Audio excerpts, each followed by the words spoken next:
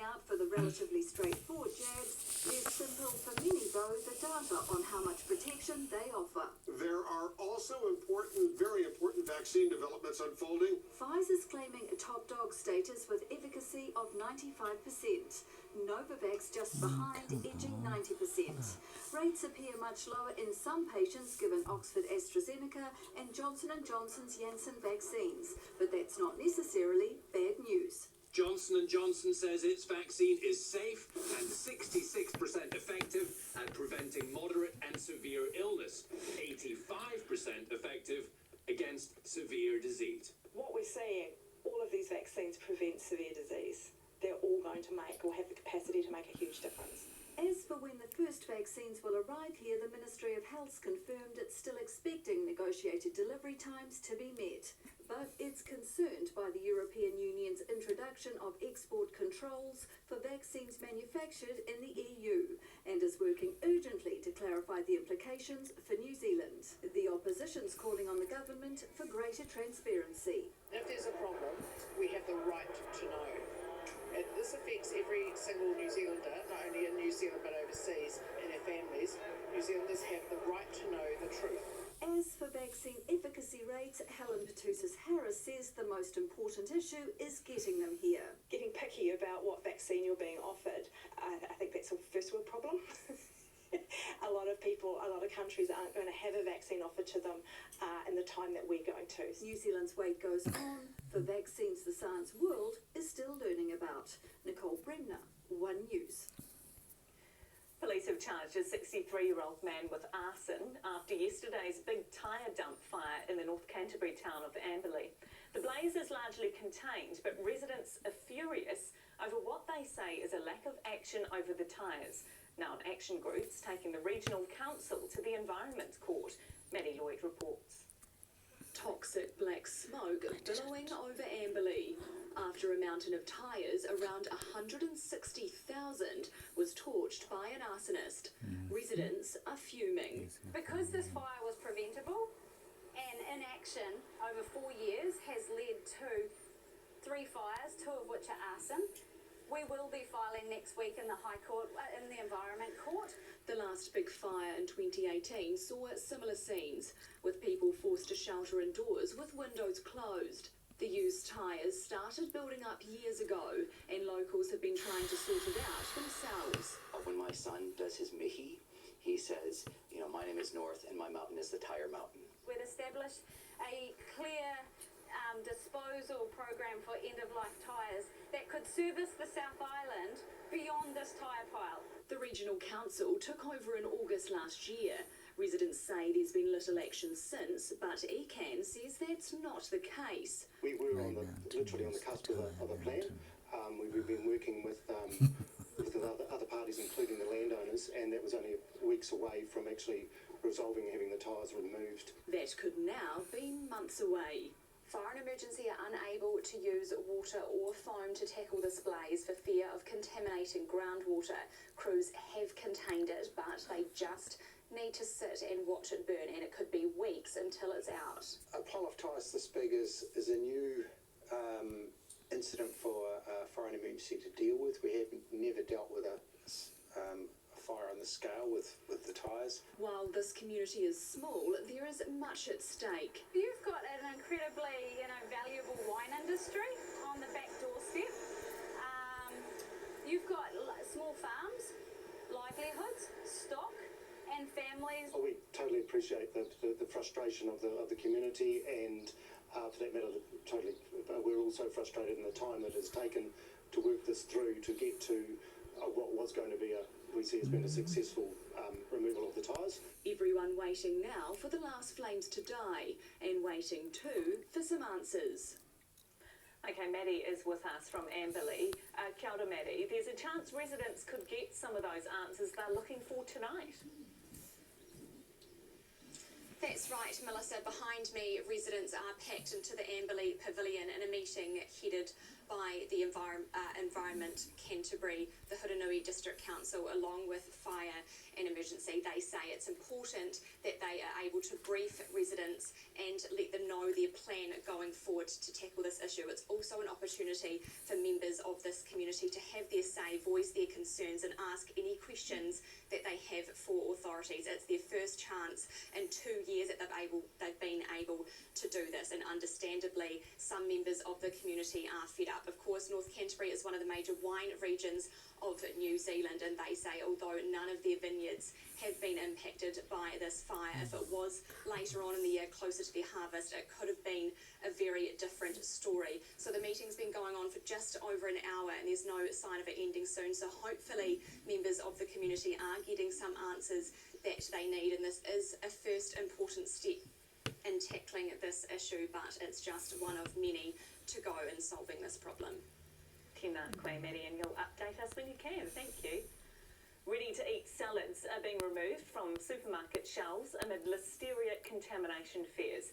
Hundreds of stores are affected, and it's still not clear how it's happened. Here's Logan Church. Usually dished up at the supermarket deli, these chicken, potato and egg salads are now on the MPI recall list. It's very widely distributed, so that's why it's such a significant recall. The manufacturer, South Island Fresh Foods Limited, contacted the ministry after testing found listeria in some of its products. The brands include Bush Road and Pam's. We'll be working with them, as I say, to make sure that it doesn't happen again. We'll try and identify the source of the contamination and put in place appropriate procedures to make sure that there's no risk to consumers in the future. 13 salads have been pulled from the shelves of hundreds of supermarkets and convenience stores right across New Zealand. The manufacturer has not yet responded to calls for comment. Experts say listeria, a common bacteria, can become dangerous in cooked food. What we see in this case is that this is material that's been cooked, but we found listeria.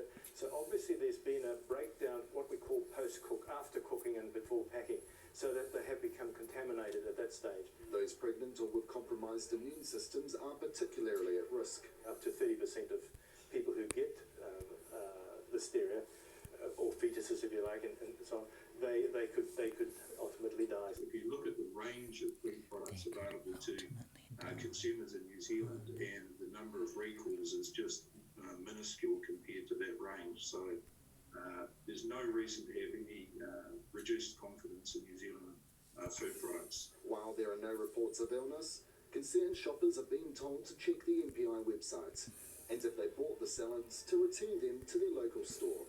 Logan Church, One News. Iwhai Akine, after the break, new evidence of the planning that went into the Washington DC riots as horrific new images emerged showing just how dangerous it was, not only for those inside the Capitol, but for those who stormed it. The pioneering American actress who shattered racial stereotypes. We look back on the career of Cicely Tyson. In the America's Cup dream, it's all over for American Magic. See how the challenger was outpaced and outclassed on the Waitemata Harbour. The Walshes are going You're not going to like it. where no Walsh has gone before.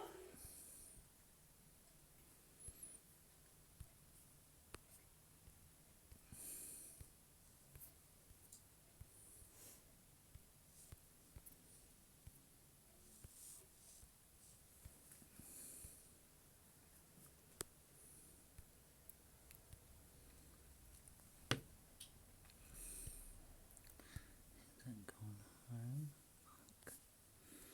What the hell is it doing?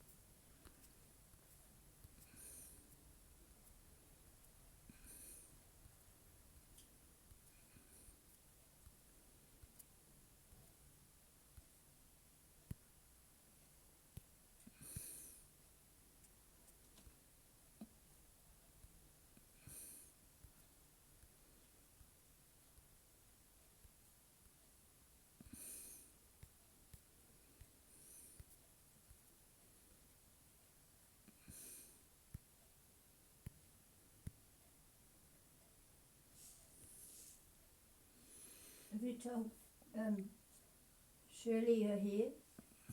No.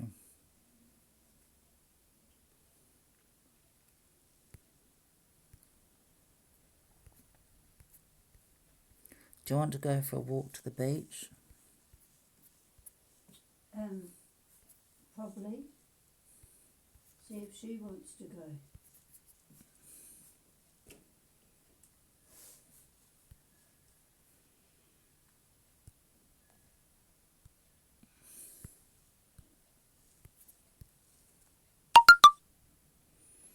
Oh, please.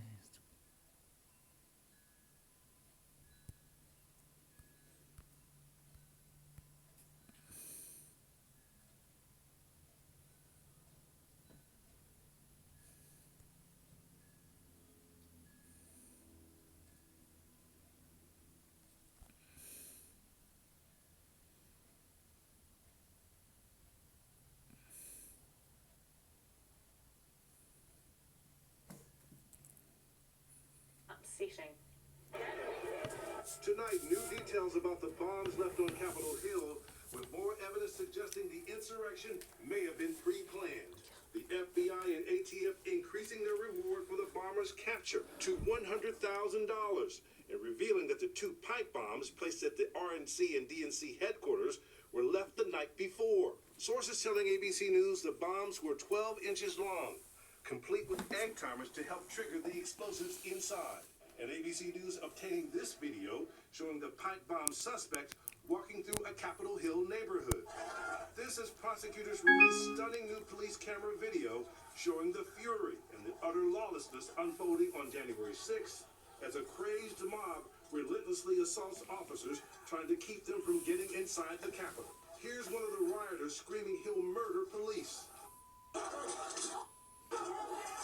pounding the officers with what appears to be a baton, while others wail away at authorities with crutches, pipes, and other weapons, including what appears to be spears. This suspect seen here wielding a hockey stick, identified by prosecutors as Michael Ford, described as a combat-trained Marine with a history of mental health issues. Officers who were there describing utter pandemonium. It looked like a medieval battle scene.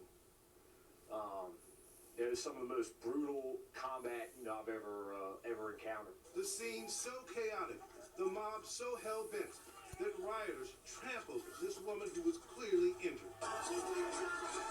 Her friend desperately pleading for help as the crowd surges by.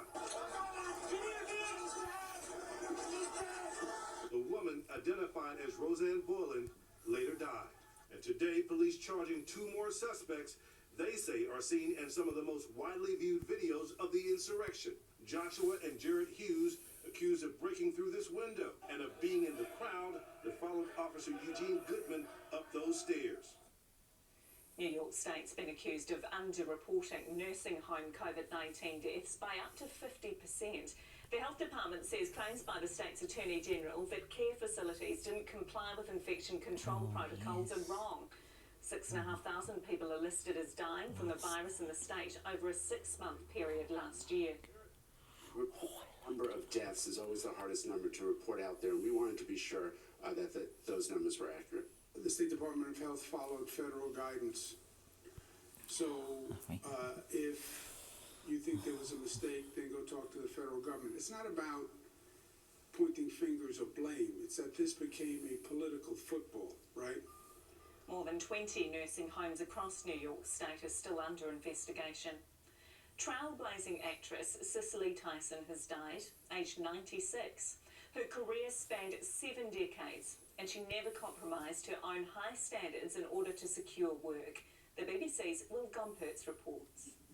You got your low-life job, Mr. Sheriff. Cicely Tyson in 1972 as Rebecca Morgan in Sounder, the Depression-era film for which she was nominated for an Oscar.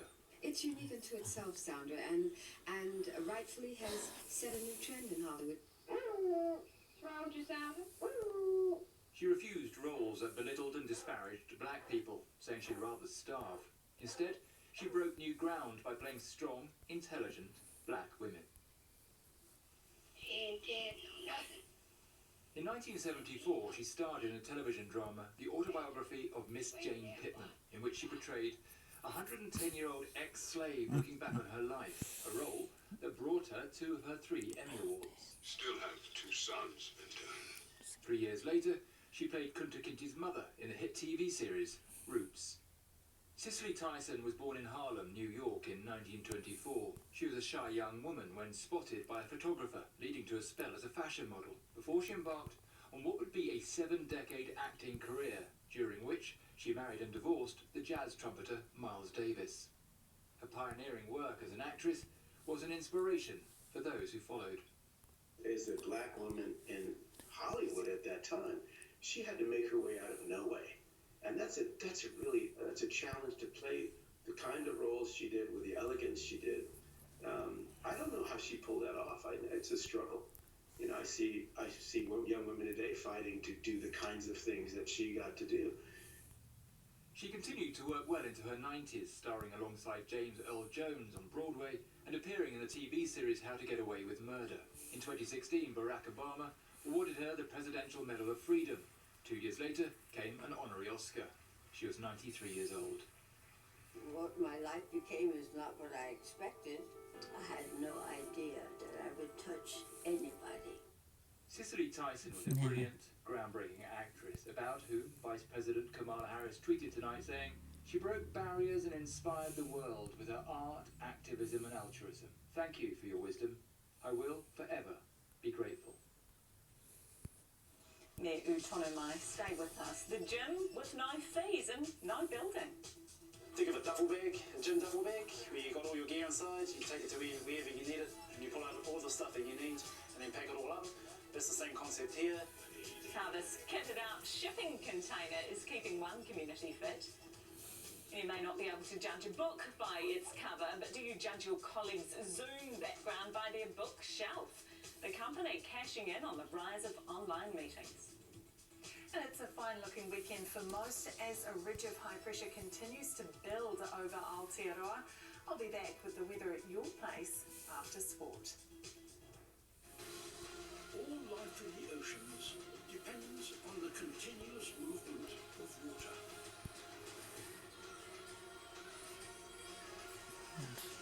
This is the story of Earth's power and fragility. A Perfect Planet, Sunday on 1 and on demand. This year is going to be sports year. It's going to be football, tennis and cricket's year.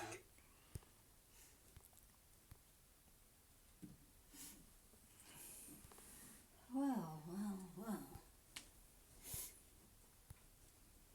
Oh no. Unbelievable.